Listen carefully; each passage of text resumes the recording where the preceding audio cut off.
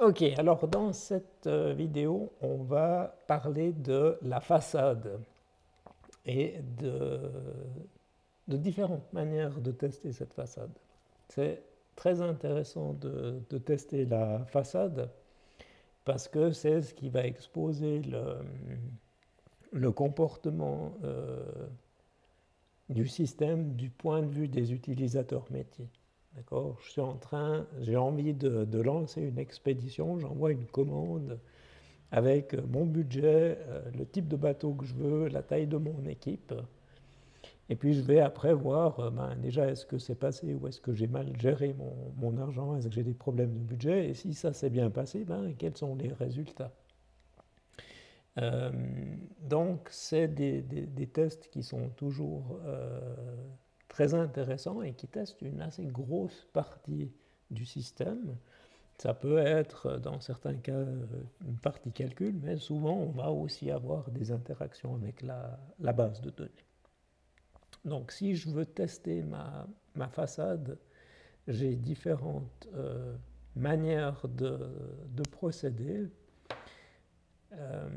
Une première chose que je peux faire, c'est travailler au niveau vraiment depuis l'extérieur du système en disant j'ai des canaux d'interface utilisateur. Je vais utiliser ces canaux d'interface utilisateur pour envoyer ma commande comme un utilisateur normal le ferait. Je vais recevoir la réponse normale telle que l'utilisateur la recevrait, puis après je vais regarder à l'intérieur de cette réponse et puis faire mes assertions. Donc dans ce cas-là, ça veut dire que je vais faire tourner mon serveur d'application, je vais déployer mon application, puis je vais faire un appel sur les endpoints.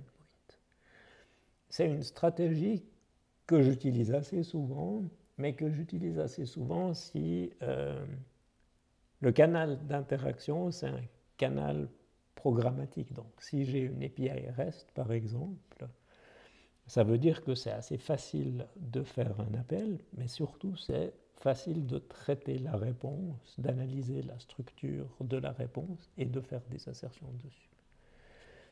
Ici, je n'ai pas d'API, je ne reçois pas du JSON, je ne reçois pas du XML. Ce que je vais recevoir, c'est du code HTML. Donc, les tests sont quand même intéressants. Vous voyez que ici, pour faire mes tests, je vais remplir... je vais utiliser un client HTTP. Ce client HTTP, dans le body du post, je vais lui envoyer un body avec un content type form URL encoded, et puis je lui passe mes différents paramètres. Je reçois du HTML, et puis après je vais parser ce HTML. Alors je ne vais pas parser complètement, mais je fais une recherche sur le texte. Alors on va regarder si... Oui, là normalement mon OpenLiberty fonctionne encore. Donc si je viens sur ma classe de test et que j'exécute ça, vous voyez que ça a fonctionné. Et puis, ce qui est intéressant ici, c'est que ça a été rapide. Là, je profite du fait que dans mon terminal, j'ai fait un MVN Liberty Dev, donc le plugin prépare le serveur d'application ici, dans toute cette arborescence. Ça, c'est une installation OpenLiberty ici. Et puis, rapidement, il va déployer mon code. Et c'est à l'écoute sur le port 9881, et je peux faire des appels dessus. Si je veux débugger, il ne faut pas que je débug le test. Si je mets un breakpoint, si je fais un breakpoint ici, là, il va s'arrêter. Donc, si je viens ici Alors là, il s'est mis ici. Là, je fais un breakpoint, mais là, je suis du côté test, donc je suis à l'extérieur. Hein. Le test runner, lui, il est à l'extérieur du serveur d'application. Si je viens sur ce schéma ici, j'ai donc mon application, mon code applicatif qui est déployé dans OpenLiberty. Hein, cette boîte ici, c'est OpenLiberty. Et puis mes tests, ils sont exécutés dans cette JVM ici. Donc si je fais le debug des tests et que je mets un breakpoint dans les classes de tests, je suis ici. Si j'ai envie de débugger cette partie ici, et si j'ai envie que mon code, on va se mettre sur le servlet. Hein. Si on se met ici sur le servlet, si je mets un breakpoint, il faut juste que je vérifie le unnamed ici. Bon, je suis déjà... Non, je ne suis pas actif. Donc, si je reprends mon exécution, il y a un appel qui a été fait, mais ça ne s'est pas arrêté sur ce breakpoint. Si j'ai envie qu'il s'arrête sur ce breakpoint, là, il faut que je lance une deuxième session de debug, cette fois-ci sur ce composant. Donc là, j'ai mon debugger IntelliJ qui, du coup, s'est branché sur le serveur OpenLiberty, peut envoyer les breakpoints. Et du coup, si je reviens sur... où est-ce qu'ils sont? Sur mes tests ici. Si je les exécute, puis là, je fais exprès de même pas les lancer en mode debug. Cette fois-ci, je suis sur le breakpoint à l'intérieur du serveur d'application. Il est passé deux fois puisqu'il y a deux tests qui font les assertions. C'est intéressant quand même parce que ça veut dire, on voit ici l'expérience de développement, elle est assez agréable et puis c'est assez responsif. Par contre, pour écrire mes tests ici avec mes servlets, puis le fait que je doive parser le code HTML, c'est vraiment pas idéal. Surtout que la mise en forme risque de changer. Puis après, on a les tests end-to-end qu'on peut écrire avec Concepts ou d'autres frameworks qui sont là pour tester cette partie. C'est une façon de faire, mais ce n'est pas idéal. On va passer à l'autre extrême, où cette fois-ci, je vais dire, j'aimerais bien écrire des tests unitaires. J'aimerais bien faire abstraction du serveur d'application. J'aimerais bien exécuter les tests de ma façade avec JUnit et puis à l'extérieur du container. Alors, c'est une bonne idée, mais si on regarde le code ici, on voit que notre façade, c'est un bin CDI, c'est un singleton, mais instancié et contrôlé par mon implémentation CDI. Dedans, il va injecter 3 services, et puis l'expédition ici va exploiter ces services. Alors, qu'est-ce que je fais? Est-ce que je moque ces services? Je peux essayer, mais si je fais ça, je vais me rendre compte que mes services me retournent des objets qui sont aussi appelés, puisque là, c'est vraiment tout le processus métier qui se déroule. Et du coup, si je me lance dans une stratégie où je fais des mocks de tout, je vais devoir remoquer l'ensemble de mon système. Et ça, c'est à mon avis pas quelque chose qui est très pertinent. Donc, qu'est-ce que je fais? Est-ce que j'arrive à instancier, créer des instances moi-même de ces choses-là? Je peux essayer, mais ça veut dire que je vais aussi devoir instancier les dépendances de ces services et je vais devoir construire un objet, pas des mocks, mais je vais devoir créer un graphe d'objets sur cet exemple ici, c'est peut-être assez réaliste, mais ça va quand même me prendre du temps. Et sur des applications plus grandes, ça devient vite difficile à gérer. Alors, ce qui est intéressant, et c'est ce que j'évoquais dans une vidéo précédente, c'est que si je vais lire ce test, et vous voyez que dans l'application, j'ai deux tests, un qui se termine par IT parce que c'est un vrai test d'intégration, un gros test d'intégration. C'est là où on va utiliser Arquillian. Et puis j'ai un test parce que c'est à la limite.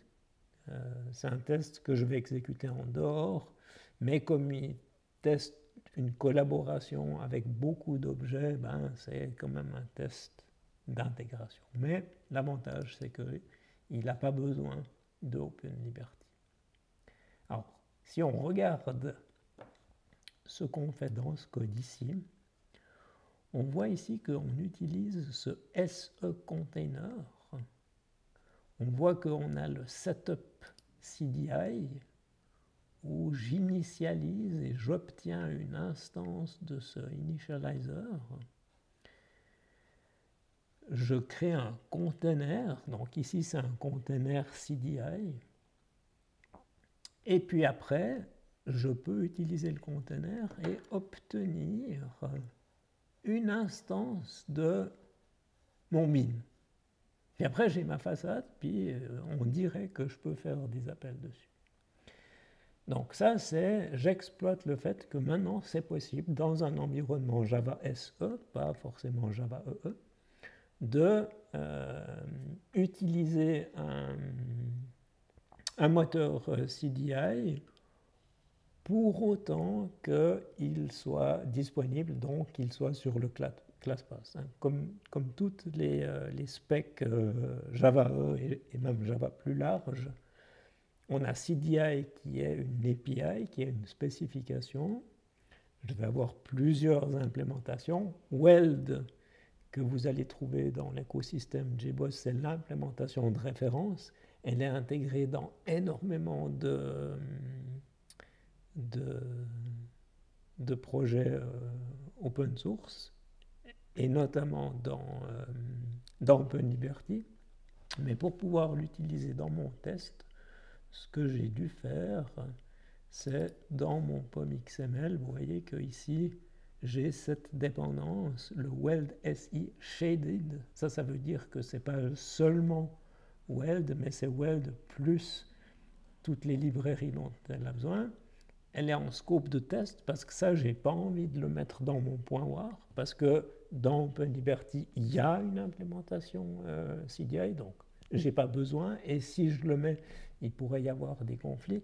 Par contre, pour exécuter mes tests, j'ai envie que ça soit sur le ClassPass parce que au moment où il va ici exécuter ce code, c'est là où il va essayer de trouver un provider et puis finalement le récupérer. Donc vous voyez ici, c'est intéressant parce que en écrivant ce code ici, j'arrive à récupérer ma façade et l'injection a été faite. Alors, il y a quelque chose, puis je n'ai pas réussi à mettre le doigt complètement dessus.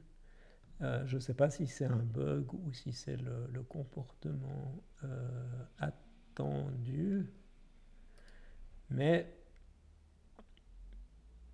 avec CDI, avec la version 1.1, on était obligé d'avoir un fichier qui s'appelait beans.xml, qui pouvait être vide, mais c'est ce qui fait que CDI voyait que il y avait des beans dans l'application et du coup que ça valait la peine de scanner les choses. Donc j'ai commencé par mettre ce beans XML dans les ressources de test, puisque c'est un environnement CDI que j'utilise pour ça. Là, il ne les prenait pas et du coup j'ai dû le mettre dans le code ici. Alors que ce n'était pas nécessaire avant, parce que depuis CDI 2.0, ce fichier-là est optionnel. Donc, ce fichier-là est nécessaire. Hein, donc, si vous reprenez, vous essayez de faire la même chose dans votre projet, vous allez devoir mettre ce fichier ici. Et c'est quelque chose que je trouve un peu bizarre, mais je n'ai pas réussi à déterminer si c'était un bug ou pas. C'est une petite zone d'ombre. Je vais revenir sur mon test ici. On va l'exécuter une fois. Ah, mais je suis sur là. Si. Alors, qu'est-ce que... Ah, non.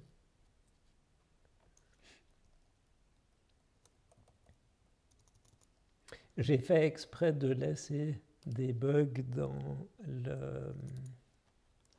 dans l'application pour montrer que les tests étaient utiles. Du coup, j'avais commenté ça. Donc, si on exécute ce code ici, vous voyez que ça a mis en évidence qu'il y a un test qui fonctionne. Ça s'est exécuté aussi très rapidement. Hein. Et puis, on voit ici que si j'arrive à l'ouvrir, c'est pas évident de retrouver le message.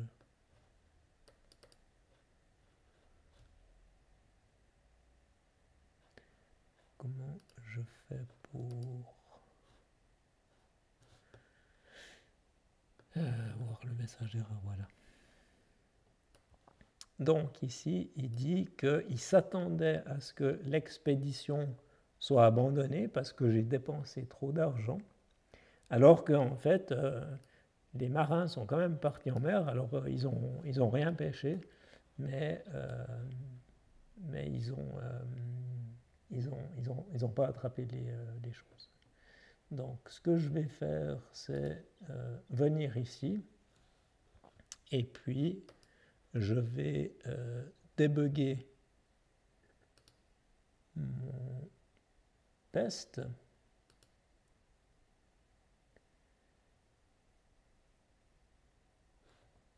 Alors, qu'est-ce qui se passe normalement? Voilà, ça prend un peu de temps.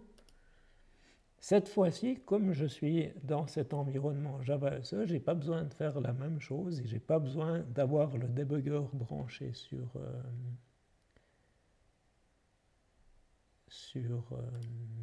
IntelliJ. Je vais descendre dans l'exécution. Non, j'aurais dû... Ça, je ne l'ai pas répété, du coup, ça va prendre un petit peu... Ça prend un peu plus de temps que prévu.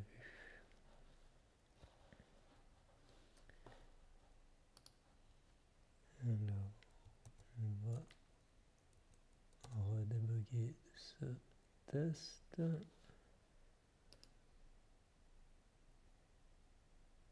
Voilà.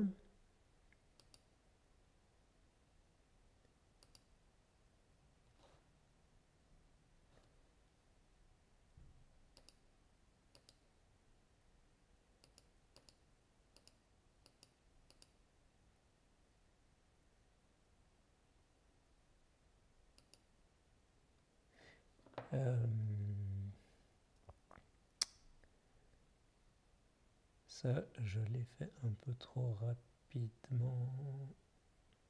Voilà, ok. Donc j'ai retrouvé, j'ai recollé les morceaux. Donc ici, on voit, il y a quelque chose qui se passe pas bien, mais c'est typiquement, j'ai une règle métier.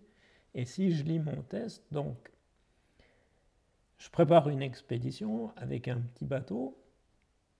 J'ai un budget où je prends le salaire de 4 marins, je retire 1 franc et j'essaye d'engager 4 marins. Donc, dans ce cas-là, je suis sûr que j'ai pas géré mon budget correctement et je sais que je devrais avoir une erreur. Et si je vais après débugger, donc là je vais aller directement à la source du problème. Si je vais dans mon domaine, dans mon service ici, et que je regarde mon... Non, c'est pas vrai, c'est pas ici, c'est dans l'expédition.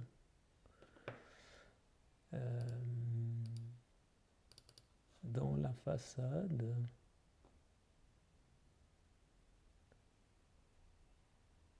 Vous voyez, c'est cette ligne ici. Dans cette ligne ici, contrairement aux autres cas où j'utilise le service pour obtenir mon objet, ben là j'avais créé un bug sans faire exprès la première fois, où j'ai instancié directement. Du coup, je ne dépense pas mon argent.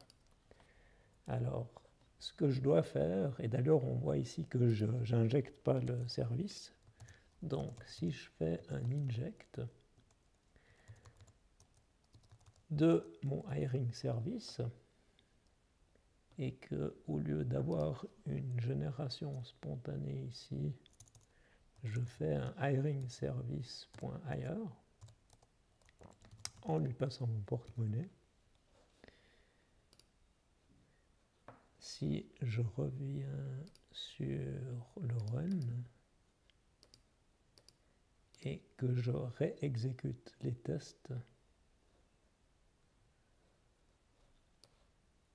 cette fois-ci, vous voyez qu'il est passé en vert. Donc ça, je vous promets que j'ai écrit le test, je suis allé assez vite en écrivant le test de production, donc j'avais laissé ce bug, j'en avais fait les autres, et c'est en écrivant les tests que j'ai réussi à mettre ça en évidence.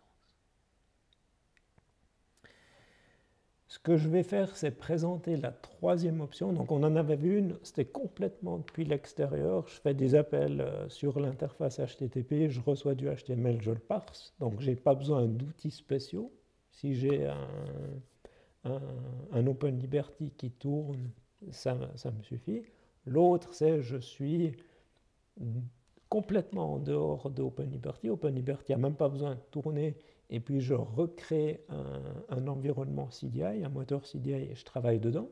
Ça va bien tant que je fais que de l'injection de dépendance. Après, si je travaille avec des data sources, ça ne va pas être aussi facile que ça, parce que la data source, c'est normalement aussi quelque chose qui est managé par le serveur d'application. Du coup, là, il faudra aussi que je trouve une combine pour ça. Dans la prochaine vidéo, on va voir qu'avec Arquillian, on a une solution qui est un petit peu intermédiaire. Donc je vais arrêter cette vidéo ici.